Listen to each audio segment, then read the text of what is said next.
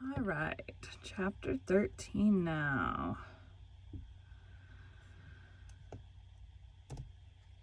Welcome to Bite at a Time Books, where we read you your favorite classics one bite at a time. My name is Bree Carlile, and I love to read and wanted to share my passion with listeners like you. Today we will be continuing Peter Pan by J.M. Barrie.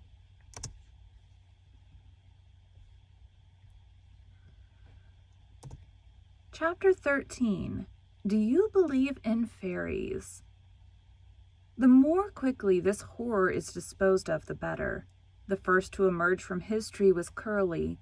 He rose out of it into the arms of Secco, who flung him to Smee, who flung him to Starkey, who flung him to Bill Jukes, who flung him to Noodler, and so he was tossed from one to another, till he fell at the feet of the Black Pirate.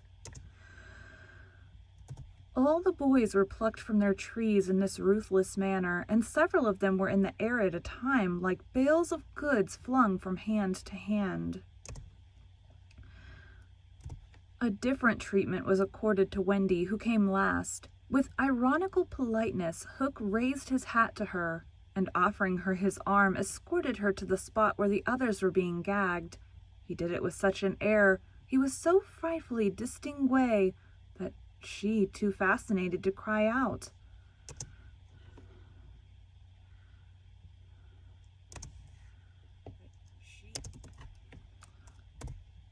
She was too fascinated to cry out. She was only a little girl.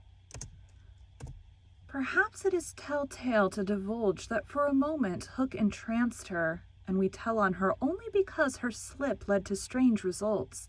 Had she haughtily unhanded him, and we should have loved to write it of her, she would have been hurled through the air like the others, and then Hook would probably not have been present at the tying of the children. And had he not been at the tying, he would not have discovered Slightly's secret, and without the secret he could not presently have made his foul attempt on Peter's life.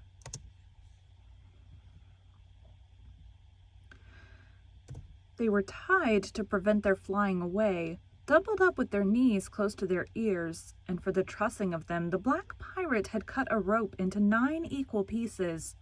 All went well until Slightly's turn came, when he was found to be like those irritating parcels that use up all the string in going round, and leave no tags with which to tie a knot. The pirates kicked him in their rage, just as you kick the parcel, though in Fairies... The pirates kicked him in their rage, just as you kick the parcel, though in fairness you should kick the string, and strange to say it was Hook who told them to belay their violence. His lip was curled with malicious triumph, while his dogs were merely sweating, because every time they tried to pack the unhappy lad tight in one part, he bulged out in another. Hook's mastermind had gone far beneath Slightly's surface, probing not for effects, but for causes, and his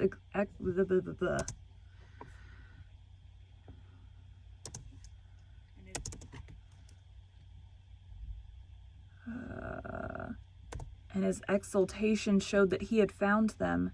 Slightly, white to the gills, knew that Hook had surprised his secret, which was this, that no boy so blown out could use a tree wherein an average man need a stick.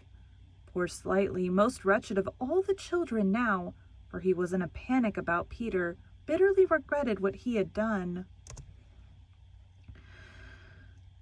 Madly addicted to the drinking of water when he was hot, he had swelled in consequence to his present girth, and instead of reducing himself to fit his tree, he had, unknown to the others, whittled his tree to make it fit him. Sufficient of this, Hook guessed to persuade him that Peter at last lay at his mercy, but no word of the dark design that now formed in the subterranean caverns of his mind crossed his lips. He merely signed that the captives were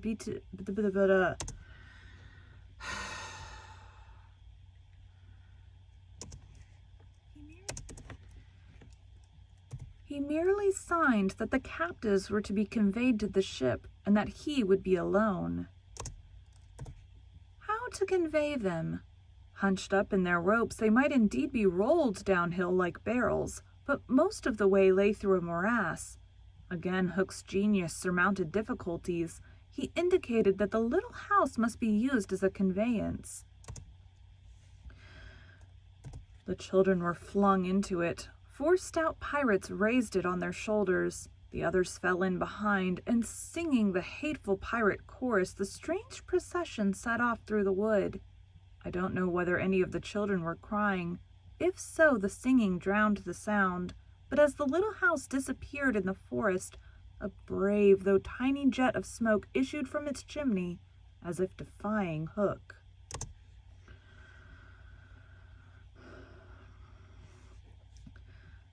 Hook saw it, and it did Peter a bad service. It dried up any trickle of pity for him that may have remained in the pirate's infuriated breast. The first thing he did on finding himself alone in the fast-falling night was to tiptoe to Slightly's tree and make sure that it provided him with a passage.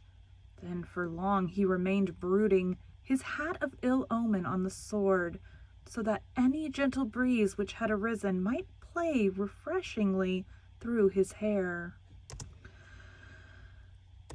Dark as were his thoughts, his blue eyes were as soft as the periwinkle. Intently he listened for any sound from the netherworld, but all was as silent below as above. The house under the ground seemed to be but one more empty tenement in the void. Was that boy asleep, or did he stand waiting at the foot of Slightly's tree with his dagger in his hand? There was no way of knowing, save by going down. Hook let his cloak slip softly to the ground, and then biting his lips till a lewd blood stood on them, he stepped into the tree. He was a brave man, but for a moment he had to stop there and wipe his brow, which was dripping like a candle. Then silently he let himself go into the unknown. He arrived unmolested at the foot of the shaft and stood still again, biting at his breath, which had almost left him.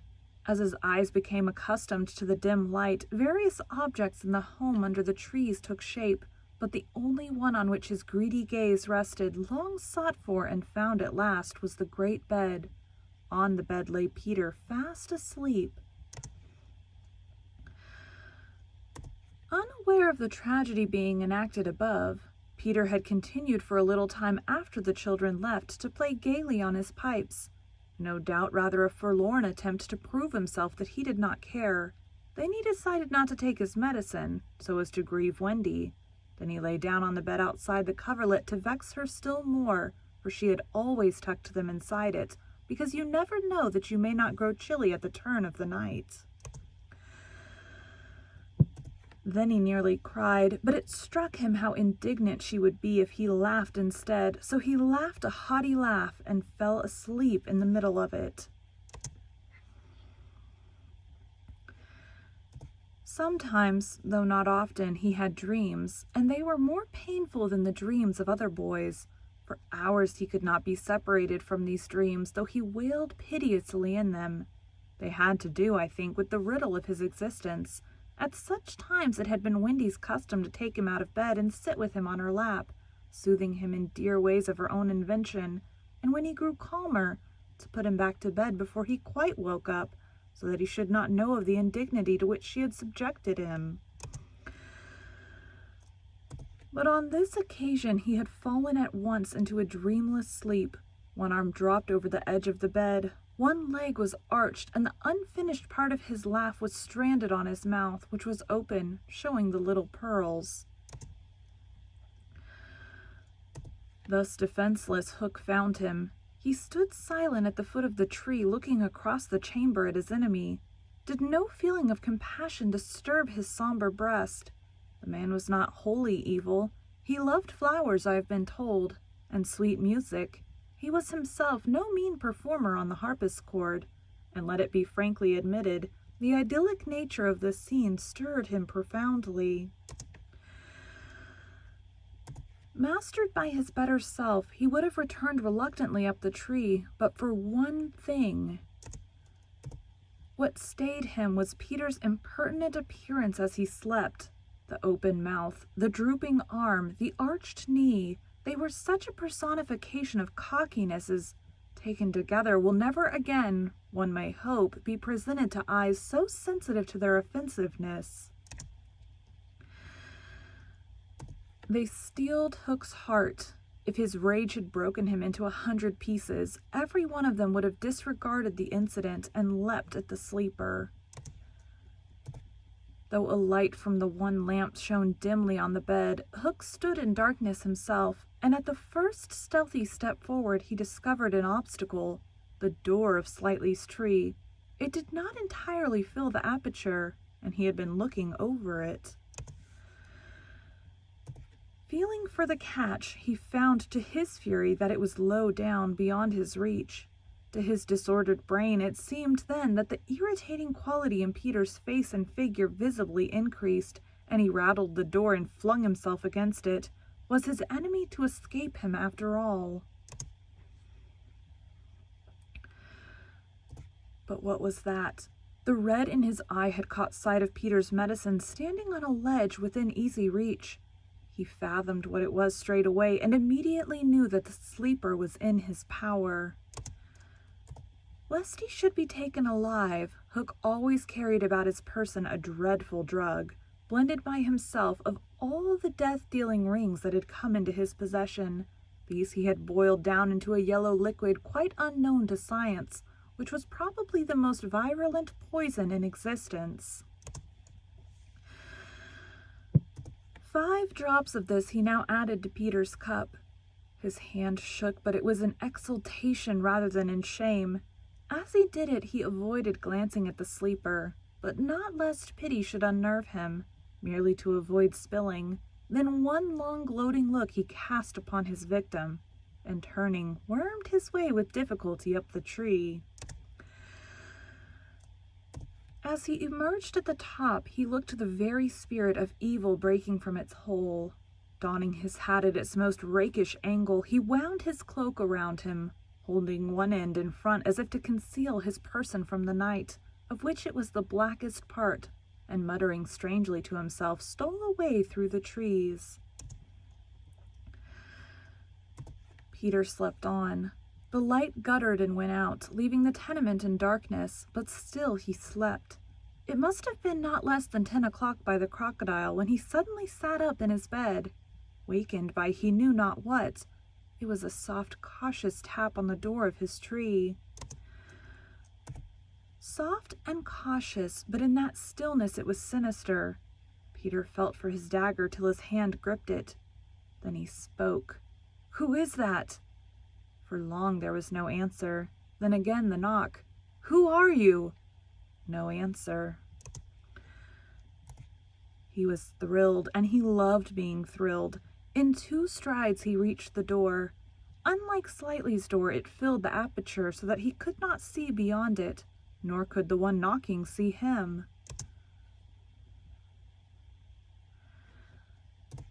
"I won't open unless you speak," Peter cried. Then at last the visitor spoke in a lovely bell-like voice. "Let me in, Peter." It was Tink, and quickly he unbarred to her. She flew in excitedly, her face flushed and her dress stained with mud. "What is it?" "Oh, you could never guess," she cried, and offered him 3 guesses. "Out with it," he shouted, and in one ungrammatical sentence, as long as the ribbons that conjurers pull from their mouths, she told of the capture of Wendy and the boys. Peter's heart bobbed up and down as he listened. Wendy bounded on the pirate ship, she who loved everything to be just so. "I'll rescue her," he cried, leaping at his weapons. As he leapt, he thought of something he could do to please her. He could take his medicine. His hand closed on the fatal draught. "No!" shrieked Tinker Bell, who had heard Hook mutter about his deed as he sped through the forest. "Why not?" "It is poisoned." "Poisoned? Who could have poisoned it?" "Hook." "Don't be silly. How could Hook have got down here?" Alas, Tinker Bell could not explain this, for even she did not know the dark secret of Slightly's tree. Nevertheless, Hook's words had left no room for doubt. The cup was poisoned. "Besides," said Peter, quite believing himself, "I never fell asleep." He raised the cup. No time for words now, time for deeds, and with one of her lightning movements, He raised the cup. No time for words now, time for deeds, and with one of her lightning movements, Tink got between his lips and the draught and drained it to the dregs. "Why, Tink, how dare you drink my medicine?" But she did not answer. Already she was reeling in the air.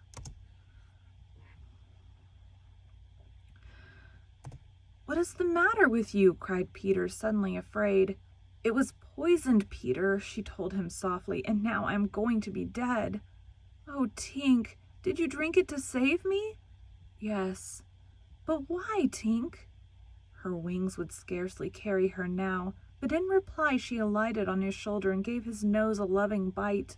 She whispered in his ear, "You silly ass," and then, tottering to her chamber, lay down on the bed. His head almost filled the fourth wall of her little room as he knelt near her in distress. Every moment her light was growing fainter, and he knew that if it went out she would be no more. She liked his tears so much that she put out her beautiful finger and let them run over it. Her voice was so low that at first he could not make out what she said. Then he made it out. She was saying that she thought she could get well again if children believed in fairies. Peter flung out his arms. There were no children there, and it was night-time, but he addressed all who might be dreaming of the Neverland, and who were therefore nearer to him than you think. Boys and girls in their nighties and naked papooses in their baskets hung from trees. "Do you believe?" he cried. Tink sat up in bed almost briskly to listen to her fate. She fancied she heard answers in the affirmative, and then again she wasn't sure. "What do you think?" she asked Peter. "If you believe," he shouted to them, "clap your hands. Don't let Tink die." Many clapped. Some didn't. A few beasts hissed. The clapping stopped suddenly, as if countless mothers had rushed to their nurseries to see what on earth was happening. But already Tink was saved. First her voice grew strong. Then she popped out of bed. Then she was flashing through the room, more merry and impudent than ever. She never thought of thanking those who believed, but she would have liked to get at the ones who had hissed. "And now to rescue Wendy!" The moon was riding in a cloudy heaven when Peter rose from his tree, begirt with weapons and wearing little else, to set out upon his perilous quest. It was not such a night as he would have chosen. He had hoped to fly, keeping not far from the ground, so that nothing unwanted should escape his eyes. But in that fitful light to have flown low would have meant trailing his shadow through the trees, thus disturbing birds and acquainting a watchful foe that he was astir. He regretted now that he had given the birds of the island such strange names that they are very wild and difficult of approach. There was no other course but to press forward in redskin fashion, at which he happily was an adept. But in what direction? For he could not be sure that the children had been taken to the ship. A light fall of snow had obliterated all footmarks, and a deathly silence pervaded the island, as if for a space nature stood still in horror of the recent carnage. He had taught the children something of the forest lore that he had himself learned from Tiger Lily and Tinker Bell, and knew that in their dire hour they were not likely to forget it. Slightly, if he had an opportunity, would blaze the trees. For instance, Curly would drop seeds, and Wendy would leave her handkerchief at some important place. The morning was needed to search for such guidance, and he could not wait. The upper world had called him, but would give no help. The crocodile passed him, but not another living thing, not a sound, not a movement, and yet he knew well that sudden death might be at the next tree, or stalking him from behind. He swore this terrible oath, "Hook or me this time." Now he crawled forward like a snake, and again erect he darted across a space on which the moonlight played, one finger on his lip and his dagger at the ready. He was frightfully happy.